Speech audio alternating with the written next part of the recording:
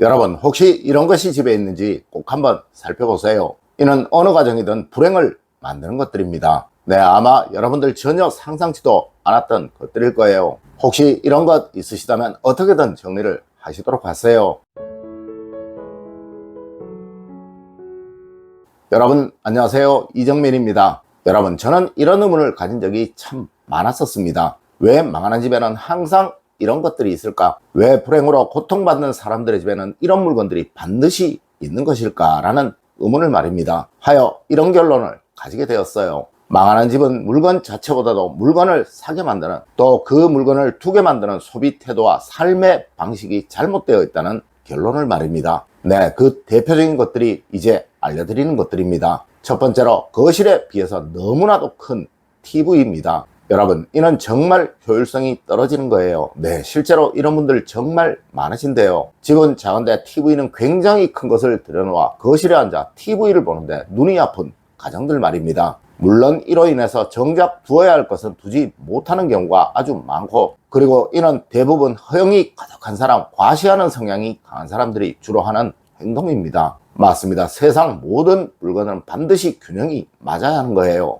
집의 크기에 맞게 가구도 있어야 하며 또 가전도 있어야 하는 것이라는 거죠. 네, 전세 살면서, 월세 살면서 샤넬백 들고 다니는 여성들, 또 벤츠나 BMW 같은 유명 외제차를 할부로 사서 타고 다니는 남성들, 여러분, 이런 사람들은 정말 곁에 두어서도 안 되는 사람들인 것입니다. 네, 절대 여러분이 이런 사람 되지 마십시오. 이런 사람은 영원히 불행을 면치 못하게 됩니다. 두 번째로, 안 쓰는 안마의자나 안 쓰는 러닝머신을 집에 두고 있는 사람들입니다. 여러분, 풍수에서 가장 나쁘다고 말하는 것이 바로 사용하지 않을 물건을 집에 들여 도장이 나도록 만드는 것입니다. 네, 아마 요즘은 거의 대부분의 가정들의 안마의자가 있을 거예요. 그리고 또 집안에 러닝머신을 들여놓은 집들 정말 많으실 것입니다. 물론 이거 굉장히 좋은 것들입니다. 하지만 문제는 하루에 한 번도 사용하지 않으면서 그냥 폼으로 들여놓은 경우라는 것이죠. 여러분, 저희 집에도 안마의자는 있습니다. 러닝머신도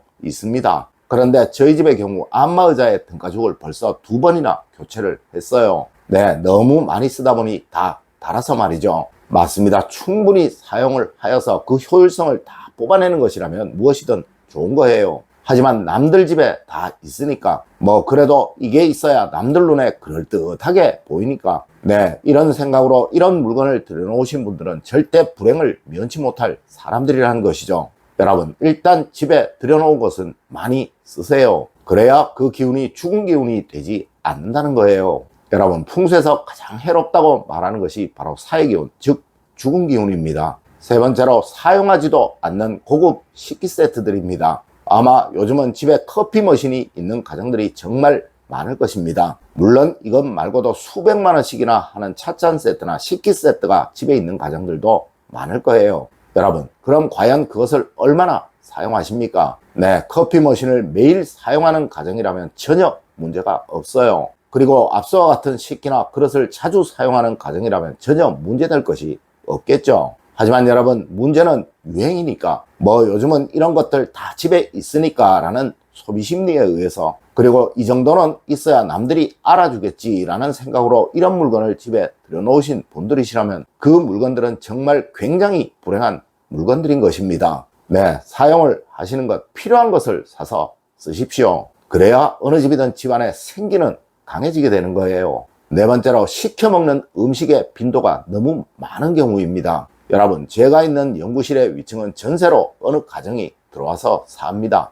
원래 이 건물의 가장 꼭대기층은 제가 있는 연구실이라 이 건물의 주인이 가건물로 월세나 전세를 놓으려고 만들었나 봐요. 그런데 이 집에 음식 배달, 커피 배달 같은 배달이 하루에 최소한 2-3번은 옵니다. 맞습니다. 이러니 월세밖에 못 사는 거예요. 물론 간혹 이런 경우는 있습니다. 사업을 하는 사람이 다른 사람들의 눈이 무서워 조금 억지로 과장을 하는 경우 말입니다. 하지만 집에서 음식하기 싫어서 매일 시켜 먹는 사람은 그냥 게을러서 그런 거예요. 여러분, 게으르다는 것은 다른 것이 아니에요. 내가 할 것을 하지 않고 미루거나 핑계를 대는 것. 네, 앞서와 같이 밥하기 싫어서, 음식 만들기 싫어서 하루에도 몇 번씩 시켜 먹는 사람, 그런 사람이 바로 게으른 사람이라는 것이죠. 물론 간혹 손님이 와서 대접하기 위해서 할 수 없이 음식을 시켜야 하는 경우는 있을 것입니다. 또 일주일에 한 번, 한 달에 한 번 정도 가족들이 가족 외식을 하는 경우는 있을 수 있을 것입니다. 네, 이런 것은 전혀 문제가 될 것이 없겠죠.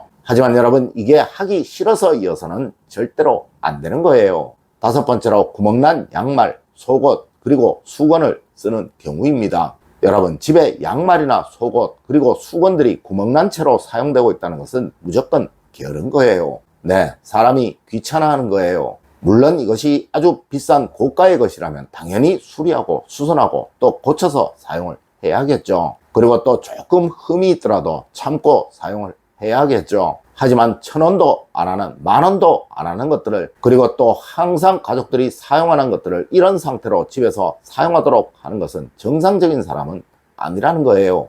여러분, 항상 기본에 충실하세요. 누구나 기본만 지키고 살아도 절대 가난이나 불행으로 고생하는 삶은 살지 않게 됩니다. 네, 이것은 불행을 부르는 것입니다. 이런 것 절대 집에 없게 하세요. 여섯 번째로 부정적인 글귀나 사진이 담긴 액자입니다. 여러분, 세상 어느 불행한 사람이든 무조건 가지고 있는 것이 부정적인 시각과 부정적인 생각입니다. 네, 정상적인 사람들이 하지 않는 것, 또 정상적인 사람들이 하지 않는 생각들을 그들은 무조건 하고 있다는 것이죠. 물론 이런 생각을 만드는 것은 바로 그 사람이 매일 보는 것들입니다. 맞습니다. 어느 집이든 어김없어요. 항상 이런 사람들의 집에는 무서운 그림, 또 어두운 분위기, 딱딱하고 칙칙한 환경이 있다는 것이죠. 여러분, 항상 집은 밝게 만드세요. 환하게 만드시고 편안하게 만드세요. 무엇이든 벽에 걸리는 것은 즐거움과 행복을 주는 것, 또 안정과 긍정을 주는 것을 거시도록 하세요.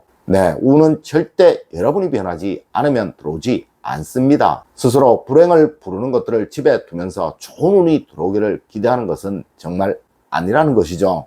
일곱 번째로 침대 밑이나 주변에 잡동사니들입니다. 여러분, 꿈자리가 사납다라는 말은 과거부터 하루 종일 조심하고 경계하라는 최고의 말이었습니다. 네, 불행이 생길 것임을 암시하는 말이라는 것이죠. 그리고 이는 무조건 침대 주변이 어수선하고 잠자리 주변에 불필요한 것들이 있을 때 꾸는 꿈입니다. 아마 여러분들 잠자리가 바뀌어서 잠을 설쳤다라는 소리 한두 번씩은 다 해보셨을 거예요. 맞습니다. 그만큼 여러분의 무의식은 민감하고 또 세밀하다는 거예요. 네, 절대 침대 아래에 불필요한 것들 넣어두지 마세요. 잠자리 주변에 두지 말아야 할 것들 절대 두지 마세요. 늘 항상 단정하다는 느낌을 가지고 잠자리에 드시도록 하십시오. 그리하면 절대 여러분에게 불행은 찾아오지 않을 것입니다. 아홉 번째로 즐거움이 없는 집입니다. 여러분, 세상에서 가장 불행한 사람이 집에 들어가기 싫어하는 사람입니다. 네, 가족들이 화목하지 않고 집에 뭔가에 즐거움이 없는 사람, 그런 사람은 절대 뭘 해도 잘 될 수가 없습니다.